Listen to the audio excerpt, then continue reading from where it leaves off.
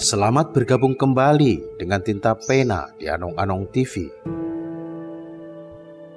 Di edisi kali ini, Tinta Pena akan mengisahkan tentang sepak terjang Wali Songo atau Wali Sanga dalam menyebarkan agama Islam di tanah Jawa. Tak terlepas dari kisah-kisah yang syarat dengan peristiwa-peristiwa yang tak masuk akal, tak hanya ilmu agama yang mumpuni, tapi juga memiliki kemampuan supranatural yang biasa dikenal dengan istilah karomah. Selamat menyaksikan.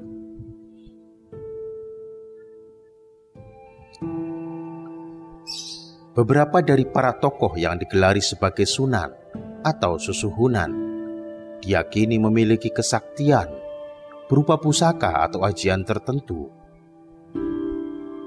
Kemampuan tersebut terkadang dikisahkan sering digunakan dalam kesempatan-kesempatan tertentu. Apa saja pusaka dan ajian yang dimiliki oleh para wali sanga tersebut? Berikut kisahnya.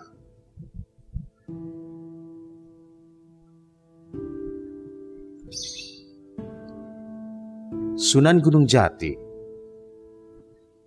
Meski dikenal sebagai tokoh agama yang disegani, Sunan Gunung Jati ternyata memiliki kemampuan hebat hingga namanya terkenal ke pelosok negeri. Dalam naskah Carita Purwaka Caruban Nagari, pendakwah bernama Syekh Syarif Hidayatullah itu dikenal sebagai ahli bahasa, politik, pendidikan, militer, hingga di bidang kedokteran. Khusus di bidang kedokteran, Sunan Gunung Jati pernah memeriksa perut seorang ibu yang tengah membesar. Karena awalnya dikira hamil, Sunan Gunung Jati lalu mendeteksi bahwa hal tersebut ternyata disebabkan oleh tumor. Dan dengan menggunakan kesaktiannya, Sunan Gunung Jati pun mengambil tumor si ibu setelah dipastikan perut yang membesar itu bukan janin, dan tanpa melakukan anestesi atau bedah seperti yang dilakukan di rumah sakit.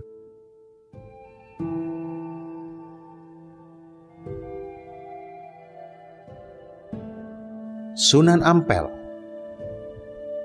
Ada sebuah kisah menarik yang terdapat pada makam Mbah Soleh yang terletak di kompleks Masjid Agung Sunan Ampel di Jalan Ampel, Semampir, Surabaya. Yang mana Mbah Soleh disebut-sebut sebagai murid kesayangan Sunan Ampel. Sebagai salah satu santri, Mbah Soleh ditugaskan untuk menjaga kebersihan masjid oleh Sunan Ampel. Saat Mbah Soleh meninggal dunia, Sunan Ampel merasa gelisah dan kemudian mengucapkan kalimat, "Seandainya Mbah Soleh masih hidup, masjid tentu akan selalu bersih." Ucapannya itu terbukti dengan kehadiran Mbah Soleh kembali. Dan ketika Mbah Soleh meninggal dunia lagi, Sunan Ampel mengulangi pernyataannya itu hingga 9 kali. Dan hingga kini, makam Mbah Soleh sendiri terdapat 9 buah yang sampai sekarang masih bisa dilihat di pelataran masjid. Sunan Giri.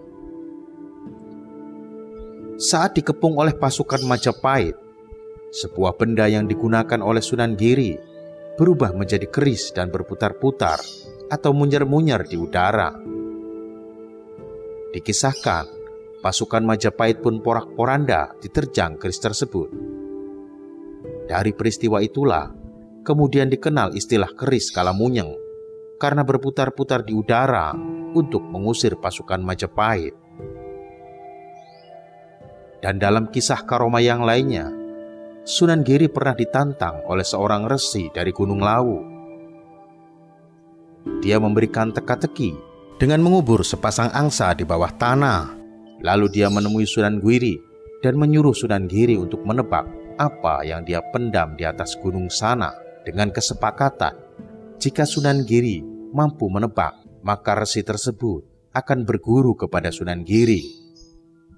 Dan sebaliknya, jika Sunan Giri tidak mampu menjawab dan menebak, maka Sunan Giri harus menghentikan dakwahnya dan orang-orang yang berada di sana harus kembali ke ajaran leluhur mereka. Singkatnya, Sunan Giri kemudian menebak bahwa yang dikubur atau disembunyikan oleh sang resi adalah 2 ekor naga bumi, dan si resi kemudian tertawa karena menganggap bahwa Sunan Giri telah salah menebak. Namun apa yang terjadi ketika kotak yang dikubur di dalam tanah itu dibuka? Ternyata benar isinya adalah 2 ekor naga bumi, dan karena kejadian tersebut, sang resi kemudian masuk Islam dan berguru kepada Sunan Giri. Sunan Bonang. Sosok bernama Raden Makdum Ibrahim atau dikenal dengan nama Sunan Bonang dipercaya sebagai tokoh sakti yang memiliki kemampuan luar biasa. Selain pengetahuan agamanya yang luas, Sunan Bonang pernah membuat Raden Mas Said yang saat itu belum menjadi seorang wali terkejut setengah mati lantaran sang Sunan mampu mengubah kolang-kaling menjadi emas. Dalam sebuah kisah lainnya, Sunan Bonang pernah mengembalikan kitab-kitab seorang Brahmana asal India bernama Sakyakirti yang sempat tenggelam di lautan. Kitab yang hendak digunakan sebagai bahan berdebat soal keagamaan itu mendadak tersedot dan muncul dari dalam lubang yang dibuat oleh Sunan Bonang. Dan karena kejadian tersebut, Brahmana yang berasal dari India yang bernama Sakyakirti tersebut kemudian masuk Islam dan menjadi murid Sunan Bonang. Sunan Kalijaga. Sunan Kalijaga juga dikenal sebagai salah satu dari 9 wali yang memiliki kedikdayaan dan keluasan ilmunya.